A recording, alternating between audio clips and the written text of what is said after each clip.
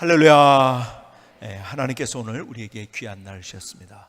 오늘 이 자리에 함께한 여러분 모두를 주님의 이름으로 환영을 드리고 여러분의 삶에 더 멋진 하나님의 역사들을 새로워질 수 있기를 주님의 이름으로 축복합니다. 축복합니다. 우리 앞뒤 좌우 돌아보면 서로를 축복합시다. 주님의 이름으로 축복합니다. 앞도 보시고 옆도 보시고 축복합니다. 축복합니다. 축복합니다. 감사합니다. 지난주에 여러분들과 함께 십자가가 우리의 희망이라는 사실, 그것 때문에 우리가 죄 용서함을 받고 구원을 받았고, 우리가 진짜 행복은 어디서부터 출발되느냐, 십자가로부터 출발된다는 이야기를 같이 나누었습니다. 그런데 오늘 주님께서 제자들에게 친히 십자가에 달려 돌아가실 것을 말씀하시고 제자들에게 이런 말씀하셨어요. 자, 다시 여기서부터 그림을 그려보십시다. 마가가 좌충으로 하던 삶에서 이쪽 저쪽, 종교적 열심을 가진 사람들을 쫓아가 봤어요. 그랬더니 그가 아니라는 걸 알게 됐고, 세상에 나가봤어요. 뭔가 좀 새롭고 흥미를 주는 것 같은데 그럼에도 불구하고 그것이 나의 인생을 행복하게 만들지 못하는 걸 알고 그 십자가를 만난 거예요. 예수님을 제대로 만난 것이요. 그래서 그의 마가복음의 거의 대부분은 예수님의 고난과 십자가에 대해서 기록을 하고 있는 거예요. 예수님께서 처음으로 이제 내가 십자가의 고난을 받아야 된다는 이야기를 하시고, 그 다음에 제자들에게 지금 마가복음에서 이야기하고 있는 것, 마가복음 8장 34절을 같이 보실까요? 이렇게 말씀하십니다. 무리와 제자들을 불러 이르시되 누구든지 나를 따라오려거든 자기를 부인하고 자기 십자가를 지고 나를 따를 것이니라. 자, 여기 보세요.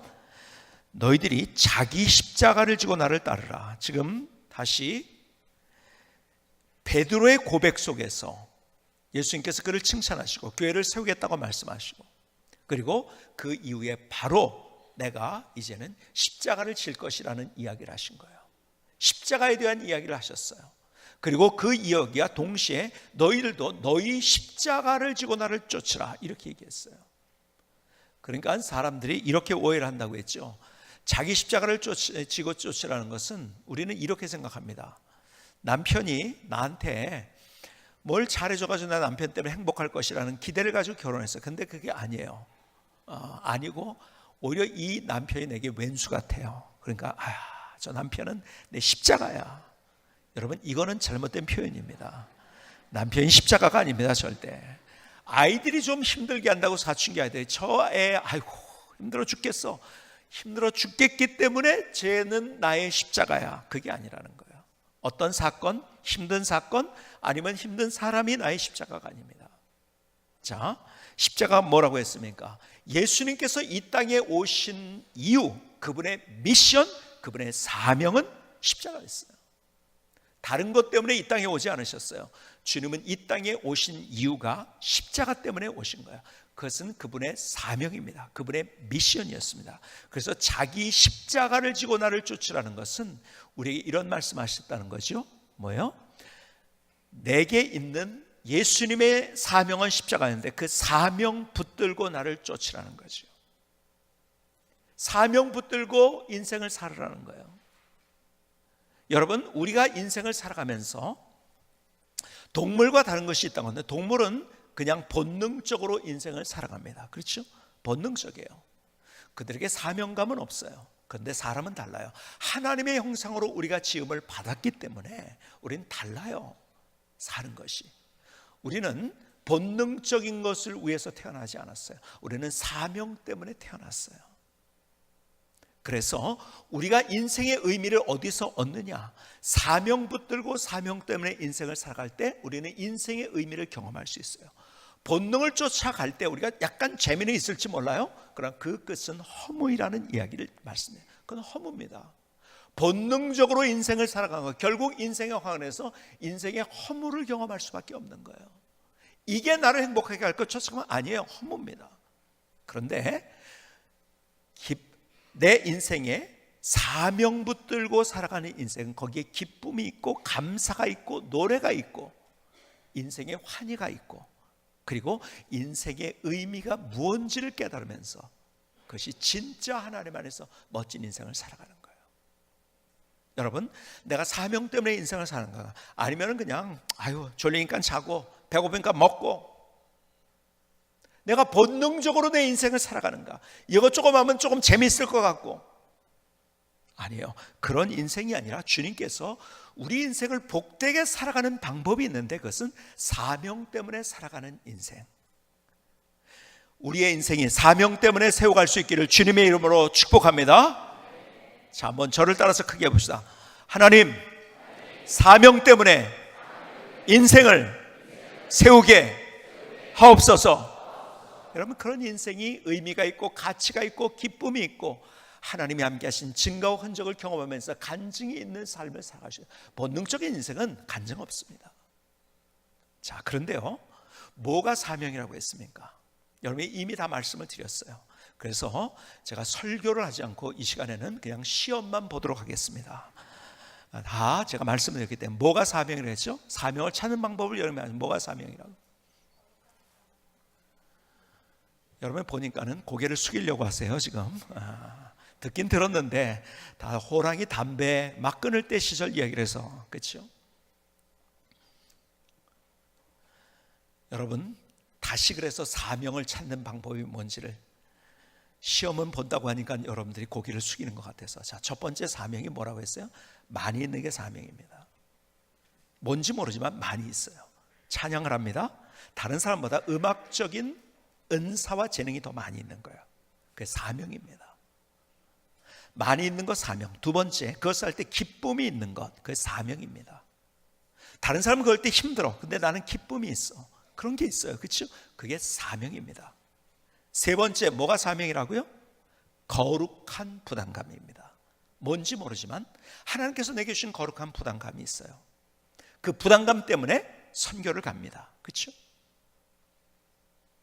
남들이 하지 않는 그 일을 하게 됩니다. 때로 예를 들어서 저는 작은 교회에 대한 그런 관심들이 많이 있는데요, 어려운 교회들, 똑같이 미자리 교회인데 특별히 그 중에서 다 많은데 그 어떻게 내가, 근데 어디에 특별하게 제 마음이 쓰여지면서 그 교회에 부담이 가는 교회가 있어요. 다른 사람은 아니라고 해요. 근데 나한테는 부담이 돼요. 근데 그렇게 해서 도와주고 함께 손을 잡아줬을 때 하나님께서 역사하신 것을 경험합니다. 이거 거룩한 부담감으로 내게 주신 어떤 것이 있어요. 그게 사명입니다. 근데 또 중요한 사명이 있다고 했죠. 뭐가 사명이요? 불평거리가 사명입니다. 자, 교회 왔는데 도대체 아이들을 저렇게 선생님들이 저것밖에 못해? 화가 납니까? 여러분, 다른 사람보다 제일 먼저 제가 말씀드렸는데 불평하는 이유는 그것에 대해서 많이 가지고 있기 때문에 그런 거예요. 은사가 볼 줄 알기 때문에. 그래서 그 일을 해야 되는 거, 그게 사명입니다. 여러분, 화가 나면은 그거 사명입니다. 그러니까요, 집에서도요, 남편이 아내가 왜 이럴까 하지 말고 그냥 그거 사명이랬니 하고서 하시면 돼요. 그냥 아세요? 교회 왔는데 유관재 목사가 도대체 목회를 왜 저렇게 할까 화가 나십니까? 사명 받으셨어요? 여러분, 불평거리가 사명입니다, 사실은. 근데 또 중요한 사명이 있어요. 뭐가 사명인지 아세요? 내가 진 상처가 사명인 거 아십니까? 예를 들어서 이 가정 치유 사역을 하는 목사님들이 있어요. 가만히 보면은 그분들의 공통점이 있어요. 그분들은 대부분 엮이는 가정에서 자랐습니다. 그래서 어릴 때 상처가 많은 거예요. 그 상처를 치유받았기 때문에 그 상처 때문에 힘들었거든요. 그러니까 그 내가 받은 상처가 있으니까는 그 문제 때문에 고민하는 사람들, 그 사람을 보면 그렇게 가슴이 더 아린 거예요. 그래서 그 사역을 하는 거예요. 그래서 결국은요, 상처가 사역이 되는 거예요. 그러니까 하나님께서 여러분에게 어떤 상처를 주셨습니까? 상처를 경험하게 만드셨습니까? 왜 그런지 아세요? 그래서 여러분들이 그 사역을 하도록 주님께서 말씀하시는 거예요. 상처가 그것이 하나님께서 우리에게 주신 사명이에요. 그런데 제일 중요한 사명, 이건 시험 보겠습니다. 다 잊어버려도 돼요. 진짜 중요한 사명 하나가 있다고 했죠. 뭐가 사명이라고요? 제가 얘기를 했는데 대답을 못 하시고 답을 지금 시험을 봤는데 한 문제 틀리면 몇 점이죠? 한 문제를 냈는데 한 문제 틀리면 몇 점이에요? 빵점 맛이었습니다. 다음 주에 또 해야겠네요, 제가 설교를. 진짜 사명은 내가 있는 그 자리입니다. 나는 이거 할 위인 아니라고 생각해요. 이 정도밖에 나는 이 정도 가지고서 성에 안 차. 이건 내 일 아니야. 혹은 그 상황이 너무 어려워서 보따리 싸려고 하는 사람들이 있어요. 아니라고. 아니요. 그런데 제일 큰 사명은 뭔지 아세요? 있는 그 자리가 사명이에요. 여러분 그거 알아야 돼요. 있는 그 자리가 사명이에요. 제가 미국에서 공부하면서 섬겼던 교회, 사실은요 그 교회가 사역자들이, 그래도 거기 온 사람들은 대부분 이 미국의 그 당시에 80년대 초반이니까 공부하러 온 사람들이 대부분이니까 그래도 자기 딴에 실력이 있다고 한 사람들이 온 거예요. 근데 와가지고서 제가 보니까 제일 오래 있던 사람이 제가 보니까요 6개월 있었던 교회, 평균 수명이 3개월, 그리고 한 달 있다가 그 교회를 간 사람, 아니 하루 만에, 제가 있는 동안에는 하루 만에 이 교회 안 되겠다고 짐 싸가지고 간 사람들도 있어요. 제가요 이것을 깊게 얘기하면은요, 제가 천국 가서 할 얘기 많다고 했죠. 그게 바로 이런 거예요. 누구를 또 비난하는 것이 되기 때문에 제가 얘기를 잘 못해요. 그러나 거기에서 내가 겪었던, 그리고 제가 하는 일이 뭐였는가, 청소하고 운전하는 것이 대부분의 저의 사역이었어요. 90% 이상이. 하나님 나 이거 하러 온 거 아닌데요. 하나님 앞에 따지기도 했어요. 그리고 몇 번을 보따리를 싸려고 했어요. 근데 하나님께서 저에게 깨닫게 하신 게 무엇인가? 바로 있는 그 자리, 그게 사명이라는 거예요. 주님께서 제 안에 그 말씀을 주셨어요.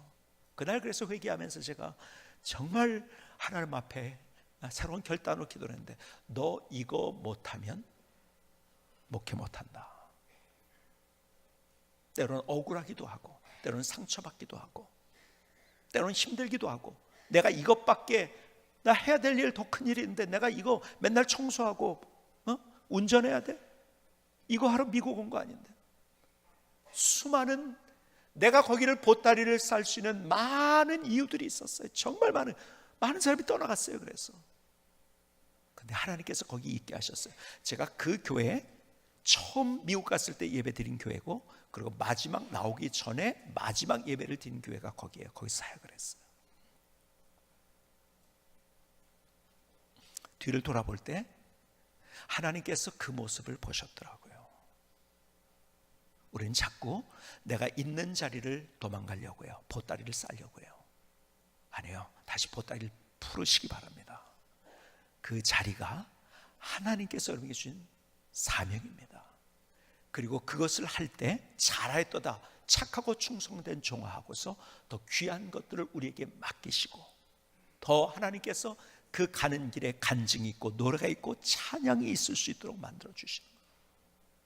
그래서 제가 어려웠지만은 제 인생의 가장 소중한 추억 가운데 하나가 되고, 그리고 내 인생을 세워준 그러한 기간이 됐던 것, 그것은 내가 보따리를 싸려고 했지만은 그 보따리를 싸려고 몇 번 먹었어요. 내가 오늘은 드디어 오늘이다, 제가 그런 마음 많이 먹었었어요. 그런데 거기 보따리를 다시 풀었어요. 거기서 하나님께서 역사하셨고 하나님 누구신가를 경험했어요. 그러니까 내가 있는 그 자리, 여러분 도망가지 마시기 바랍니다. 보따리를 풀어놓을 수 있기를 주님의 이름으로 축복합니다. 그 자리가 사명이에요. 자, 그런데 보세요. 오늘 여러분에게 진짜 드리려고, 제가 여러분이 시험을 잘 못 보셔가지고 조금 더 설명이 됐는데요, 진짜 드리려는 얘기는 그거예요. 그런데 주님께서 사명 붙들고 사는데 그냥 막 그렇게 하지 말라고 하셨어요. 어떻게 그 사명 붙들고 인생을 살아야 되느냐 이야기를 해주신 거예요. 다시 마가복음 8장 34절을 보실까요? 무리와 제자들을 불러 이르시되 누구든지 나를 따라오려거든 자기를 부인하고 자기 십자가를 지고 나를 따를 것이니라. 나를 따르는데 자기 십자가, 자기 사명 붙들고 나를 따르는데 뭐요? 자기를 부인하래요. 부인하면서 따라오라는 거예요. 이게 무슨 말일까? 여러분, 자기를 부인한다는 말은요, deny라는데 그냥 deny가 아니에요. 이 뜻은 deny utterly라고 하죠. 영어로 표현하면 deny utterly, 완벽하게, 완전하게 자기를 거절하는 거라는 거예요. 이게 무슨 말인가? 제가 이것을 헬라어 사전을 찾아봤어요. 이 자기를 부인한다는 말이 뭐냐? 아펠레오마이라는 말이에요. 아펠레오마이. 이것은 두 가지 단어가 합해진 건데, 아포라는 말과 알레오마이라는 말이 합해진 거예요. 아포라는 말은 떨어져서라는 말이에요. 분리돼서, 객관적으로, 이런 의미가 있는 거예요. 근데 이게 무슨 말인가? 그리고 알레오마이라는 것은 포기하고 버리고 거절한다는 거예요. 이 말 속에 담긴 의미가 이거더라고요. 나를 떨어져서 나를 알아야 된다는 거예요. 먼저 분리돼서. 무슨 말인가? 주관적인 나를 알지 말고 객관적인 나를 알아야 된다는 거예요. 여러분, 우리의 실수가 뭔지 아세요? 나는 나를 제일 잘한다는 거예요. 그리고 같이 일하는 사람, 그 사람도 내가 제일 잘한다는 거 아니에요. 여기에서부터 이것이 우리의 오해이고, 이것이 뭔지 아세요? 그런 생각을 갖는 게, 쉽게 얘기하자면 그게 교만입니다. 그게 내가 나를 안다는 것, 이게 교만이에요. 객관적인 나를 알아요. 내가 나를 안다고요? 조할리의 창이라는 것, 심리학에서 얘기하죠. 4개의 창이 있어요. 근데 첫 번째 창은 나에 대해서 나도 알고 남도 아는 부분이 있어요. 그렇죠? 여러분이 저를 아는 부분, 저랑 똑같이 아는 게, 제가 안경을 썼잖아요. 눈이 나쁜 거 알아요. 그렇죠? 여러분들은 저를 압니다.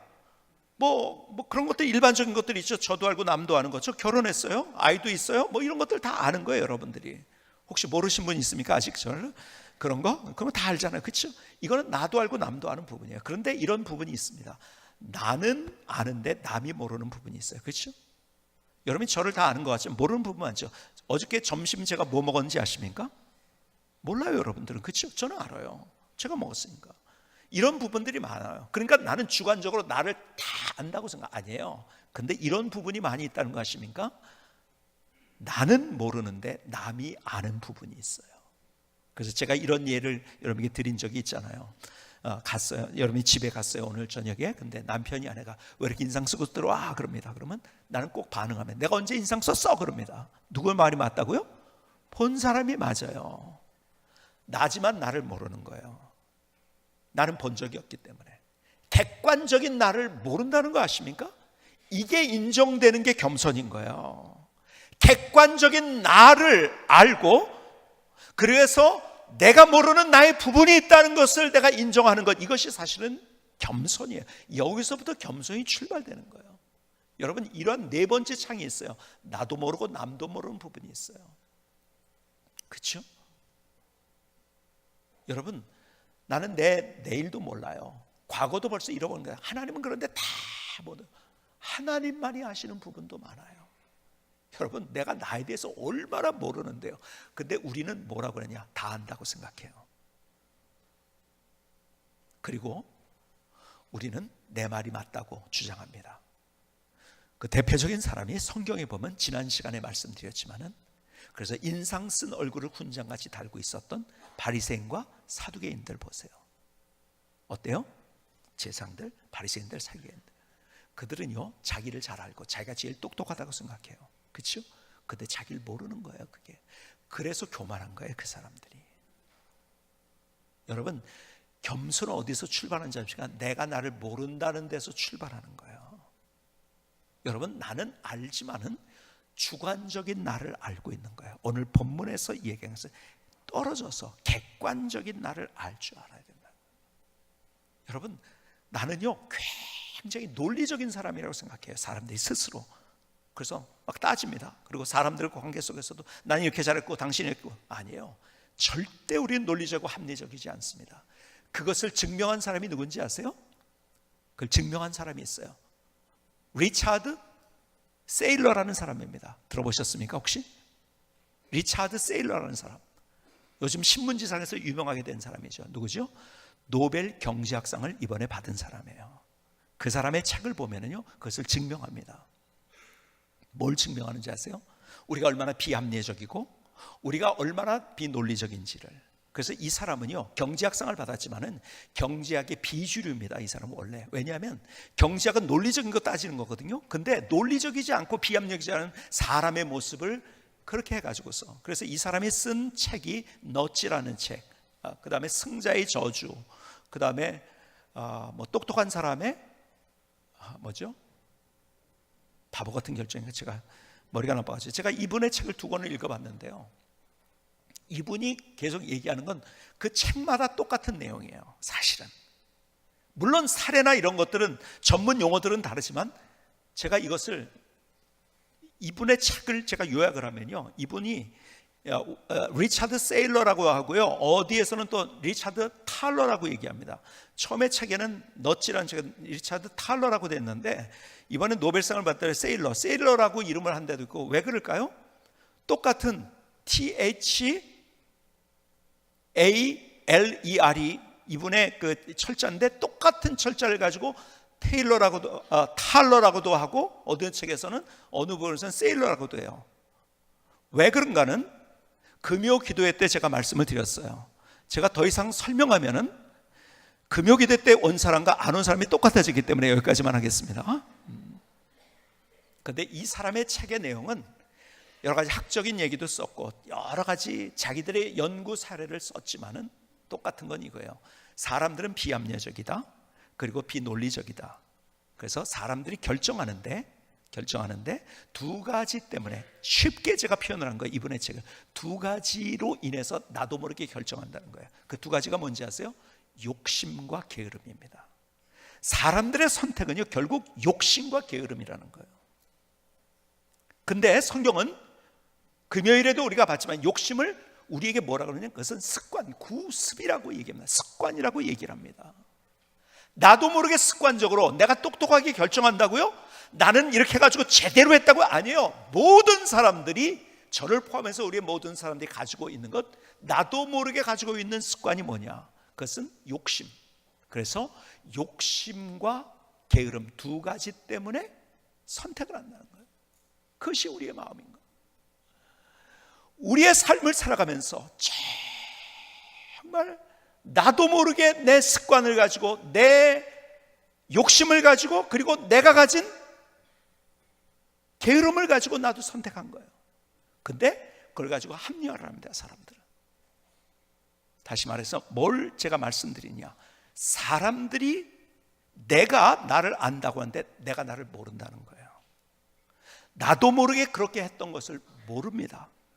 그리고 어떤 문제가 발생했을 때 우리는 그걸 가지고 자꾸 내가 잘못하지 않은 자기 합리화를 하게 되는 거예요. 그래서 오늘 제가 말씀드린 거, 그 십자가를 지고 나를 따라가는데, 그 십자가를 지고 나를 따라가는 것은 뭐냐? 그냥 따라가면 안 돼요. 내가 나를 안다고 생각하고 내 마음대로 따라가면은 그것은 뭐냐? 교만이다. 그리고 사명을 지고 가는 것 같지만은 잘못 사명을 지고 가는 것이라는 말씀을 하고 있는 거예요. 여러분, 내 생각을 가지고 내 주관적으로 내 말이 맞다고 하면서 내가 그 사명 지고 가는 것은, 그것은 교만이라고 얘기합니다. 사람들 앞에서도 교만입니다. 그리고 하나님 앞에서도 그것이 교만인 거예요. 그러니까 우리의 삶을 살아가면서 하나님의 생각과 우리의 생각은 너무 달라요. 그렇죠? 하나님의 생각은 어떻습니까? 자, 십자가 앞에 서봅시다. 다시 십자가 앞에 서봐요. 사람들이 야, 네가 하나님이라고, 너도 구원 못하고 나 뭐 누굴 구원한다 그랬을 때 그 앞에 보는 사람, 그러니까 제자들도 예수님 실패했다고 생각하고 도망가 버린 거예요. 하나님의 생각은요, 그 사람들 너머에 있습니다. 온 인류를 구원하실 하나님의 의도, 하나님의 그림, 하나님의 생각, 하나님의 뜻, 하나님의 마음. 근데 우리는 그것을 이해 못한 채, 제자들 보세요. 여러분, 베드로가 예수님을 부인하려고 해서 부인한 거예요? 아니요. 자기는 끝까지 목숨 걸고 지켜준다고 했던 거예요. 근데 그게 뭐냐? 그가 자기의 삶을 살아가면서 내 말이 맞다고 생각했는데 그 너머에 있는 하나님의 역사들을 보지 못했던 거예요. 그러니까 교만은 뭔지 아세요? 내 말이 다 맞다고 하는 것. 그래서 상대를 정죄하는 것. 그러지 말고 객관적인 나를 알고, 그리고 하나님의 뜻이 무엇인지를 분별하면서, 그래서 복 있는 사람이 누군가를 얘기하면서 여러분이 잘 아시는 산상수훈의 첫 때 복에 대한 얘기를 하잖아요. 복은 뭐냐? 마태복음 5장 3절 보니까 심령이 가난한 자, 심령이 가난한 자가 복이 있다. 왜요? 심령이 가난하다는 뭐야? 내 생각을 포기된 상태가 심령이 가난한 거예요. 거기에 하나님의 다스림과 통치가 있다는 거죠. 그렇죠? 그러니까 우리의 삶을 살아가면서 겸손이 뭐냐? 철저히 나는 내 생각이 맞지 않다, 나는 부족하다, 여기에서부터 출발되는 것, 이것이 겸손이고, 그리고 그렇게 십자가를 지고 가는 사람, 근데 똑같은 사명을 지고 가는 것 같은데 교만하게 그 일을 하는 사람, 하나님이 누구신지를 경험하지 못하다. 하나님의 역사를 체험하지도 못해요. 하나님이 함께 하신 증거와 흔적들을 경험하지 못합니다. 그래서 시편 1편에서도 복 있는 사람이 누군가를 얘기하면서 이렇게 얘기하죠. 시편 1편 1절로 2절은 복 있는 사람은 악인들의 꾀를 따르지 아니하며 죄인들의 길에 서지 아니하며 오만한 자의 자리에 앉지 아니하고 오직 여호와의 율법을 즐거워하여 그 율법을 주야로 묵상하는도다. 쉽게 얘기하면 이거예요. 복 있는 사람은 누군지 아십니까? 하나님이 뭘 원하시는지, 하나님의 길이 뭔지, 하나님의 생각이 뭔지, 하나님의 뜻이 뭔지, 하나님의 마음이 뭔지, 이것을 깨닫고 그렇게 삶을 살아가는 사람. 근데 불행한 사람은 누군지 아세요? 내 말이 무조건 맞다는 거예요. 그리고 내 말 가지고 주장하면서 내 말 왜 안 들어? 상대방의 멱살을 잡고, 그것이 성경은 교만이라고 얘기합니다. 쉽게 얘기하자면 십자가를 지고 가는데, 그러니까 내 사명을 붙들고 가는데 어떻게? 겸손하게 라는 것은 사람 앞에서와 하나님 앞에서, 그러니까 하나님의 눈으로 생각하면, 보면서 사명을 지고 가는 거예요. 하나님의 방법으로 사명을 지고 가는 거예요. 하나님의 가슴으로, 하나님의 생각으로 사명을 지고 가는 거예요. 주님께서 무조건 사명 붙들고, 여러분 많은 경우에 여러분 다른 교회에서도 이 문제가 되는 게 뭐냐면 사명 붙들고서 사명감에 너무 불타요. 불타는데 자기 생각으로 나도 죽고 남도 죽이는 거예요. 오늘 주님께서 우리에게 말씀하십니다. 나를 객관적으로 알아야 된다는 거예요. 우린 너무 주관적으로 알아요. 그러니까 교만하게 되는 거예요. 객관적으로 나를 알 때 겸손하게 됩니다. 하나님의 뜻을 구할 수 있고, 그리고 하나님의 마음으로 그 십자가를 지고 갈 수 있는 거예요. 거기에서 그렇게 사명부터 인생의 의미가 뭔지, 감사가 뭔지, 감격이 뭔지, 기쁨이 뭔지, 하나님이 함께 하신 증거가 무엇인지 한번 우리의 주어진 인생길에서, 이야, 너무 감사하다, 너무 감격스럽다. 세상 사람이 재미있네 쫓아가다가 허무하게 끝나는 것이 아니라 우리는 환희 속에서, 기쁨 속에서, 간증 속에서 의미 있게 우리의 인생을 마칠 수 있는 거예요. 오늘 주님께서 여러분에게 주시는 그 마음을 가슴에 담을 수 있기를 주님의 이름으로 축복합니다. 김승규 선교사님의 찬양을 들으시겠습니다.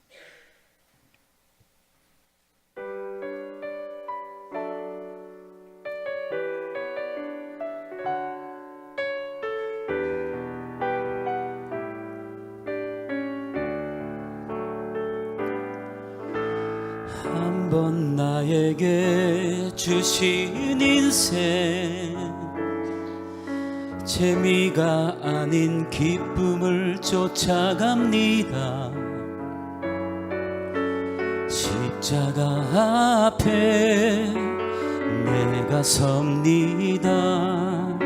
사명 붙들고 일어섭니다.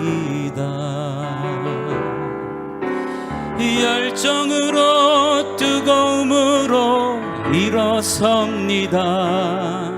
주신 사명 때문에 은혜를 구합니다.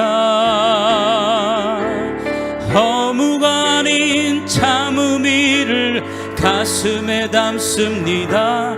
십자가 보혈로 날 덮으소서. 나의 하나님,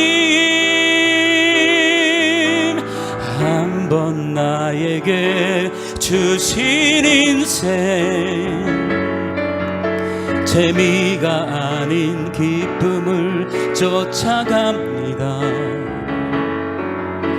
십자가 앞에 내가 섭니다.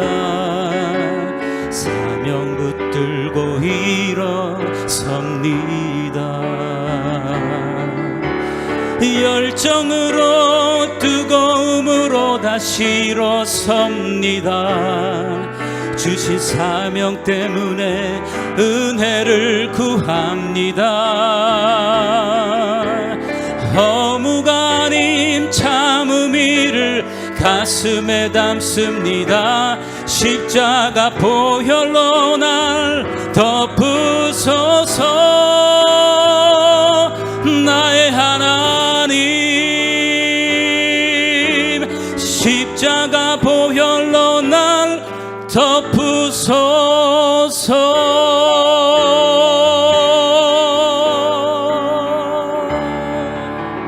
아멘. 하나님, 나의 고백입니다. 나의 노래, 나의 결단을 주님 앞에 드립니다. 주님, 나를 받아 주시옵소서. 저보다 앞 세대를 살아갔던 많은 사람들 중에 저에게 중요한 교훈을 주고 저에게 만난 적은 없지만은 그러나 그분의 삶을 통해서 저를 가르쳐주고 멘토가 된 그런 많은 사람들이 있어요. 특별히 종교개혁가들 가운데서 그렇습니다. 그런데 그 중에 앞선 믿음의 선배 중에서 저에게 영향을 많이 주고 저희 가슴을 뜨겁게 했던 한 사람, 그 사람을 소개하려고 합니다. 그 사람은 요한 세바스찬 바흐입니다. 여러분 너무 잘 아시죠? 이분을 세상 사람들은 이렇게 얘기합니다. 음악의 아버지라고 이야기를 합니다. 음악의 아버지. 근데 이분은 한 번도 그러니까 이분은 교회 음악을 전념했던 사람이에요. 라이프지히는 토마스 교회에서 교회 음악을 전념했던 사람이에요. 여러분, 라이프지히라는 도시에 두 개의 교회가 있어요. 하나는 니콜라이 교회라는 교회가 있어요. 니콜라이 교회는 여러분들이 잘 아시는 동서독의 통일을 만든 촛불기도회가 있었던 곳. 페르 목사님이라는 분이 그 설교를 할 때 많은 사람이 와서 그 설교를 들었고, 그리고 거기에 그 비밀 경찰들까지 와가지고 비밀 병찰들이 예를 들어서 거기 촛불 기도에 참석한 사람들이 뭐 예를 들자면 1000명이라고 하면 거기 몇백 명이 비밀 경찰이었어요. 근데 그 사람들까지 설교를 듣고 변화가 되고, 그리고 독일 통일의 물꼬를 튼 그곳이 바로 이 라이프치히의 니콜라이 교회라는 것입니다. 거기에서 얼마 떨어지지 않은 곳에 조그만 도시니까요. 원래는 거기에 토마스 교회라는데 거기에서 몇십 년간을 바로 이 바흐가 교회의 칸타타를 작곡하고 매주 지휘를 하고 그리고 작곡을 해서 또 그것이 또 옆에 있는 니콜라이 교회에서도 연주가 되고 했었죠. 참 얼마나 대단한 사람인지. 그런 세속 음악에 뭘 한 것이 아니야. 정말 하나님께서 내게 주신 은사가 이것이고 사명이 이것이다. 그런 사명을 붙잡았어요. 그리고 그 토마스 교회에서 그의 인생의 대부분을 지냈어요. 그의 사역의 대부분을. 근데 그는 음악의 아버지가 됐고, 베토벤, 그 다음에 모차르트, 이런 사람이 다 거기에 영향을 받은 거죠. 이분이 얼마나 대단한 사람인가를 알리게 한 중요 인물은 멘델손이라는 사람이죠. 이 사람이 멘델손이 이 마테이 순환곡을 작곡한 이 바흐의 곡을 연주를 하고 나서 어떻게 대단히 이런 대단한 곡이 있을까? 사람들이 바흐에 대해서 또 다시 감탄을 하게 됐고, 그리고 바흐에 대한 연구가 또 일어나게 됐고, 지난주에 제가 일주일 동안 그래서 바흐의 마테이 순환곡을 계속 들었어요. 이게 칸타타입니다. 예수님의 순환 장면을, 예수님의 고난 받으시는 그 장면, 십자가, 이것을 중심으로 해가지고 칸타타를 한 거예요. 거의 3시간이니까요. 굉장히 긴 거죠. 그러나 시간 날 때마다 계속 어떻게 저렇게 작곡을 할 수 있을까? 너무 감동적이에요. 계속 그 바흐의 마테이 순환곡을 들었어요. 이분이요, 그래서 작곡을 한 다음에 꼭 사인을 했는데 뭐라고 사인했냐면 SDG라는 것을 악보에다 마지막에 꼭 썼어요. SDG가 뭔지 아세요? 솔로 데오 글로리아. 하나님 한 분만이 영광을, 이거예요. 하나님 한 분만이 영광을. 그의 인생, 하나님이 내게 음악적인 은사를 주셨는데 이걸 가지고 하나님 앞에 영광 돌리겠다. 그리고 토마스 교회에서 그의 인생의 대부분을 보냈지만 그러나 하나님께서 그를 아름답게 사용하셨고 결국 바로 그 시대의 거장으로 만들었을 뿐만 아니라, 그리고 음악을 이렇게 하는 것, 그리고 음악에 대한 많은 이론들 그리고 방법들을 다른 사람이 시도하지 않았던 그런 것들을 하면서, 예를 들어서 대위법이니 화성뿐만 아니라 이런 것까지 해서 얼마나 야 작곡은 이렇게 하는 것이다, 그 음악은 이것인 것을 보여준 사람이 바로 바흐가 됐던 거예요. 하나님이 그를 사용하셨어요. 그 토마스 교회 간 적이 있었어요. 얼마 전에 우리가 종교개혁 성지순례로 갔는데요, 거기에 앉아가지고 잠깐 기도를 하는데 제 안에 앉아서 기도하는데 떠오른 찬송가가 있었는데 그게 뭐냐면 갈보리 산 위에 십자가, 갈보리 산 위에 십자가 섰으니, 이 찬양이 그렇게 속으로 불러지는 거예요. 기도하면서 속으로 이 찬양을 부르는데, 아하, 바흐가 다른 데 눈길 주지 않고 하나님이 주신 그 사명 붙들고서 자기 십자가를 이렇게 지고 갔구나, 하나님이 그를 이렇게 멋지게 사용하셨구나.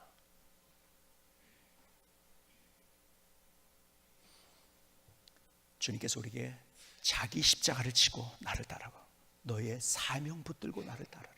그런데 네 생각이 아니고 내 생각으로.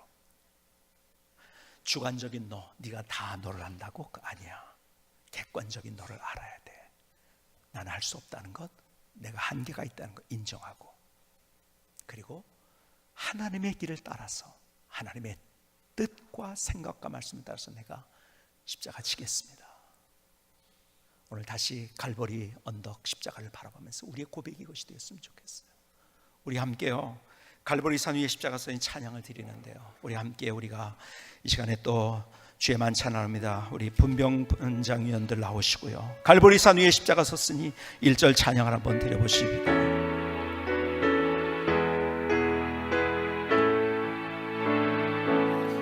갈보리 산 위 십자가 섰으니, 십자가 섰으 주가 고난을 당한 비나, 주가 고난을 당한 험한 십자가를 내가 사랑하며, 험한 십자가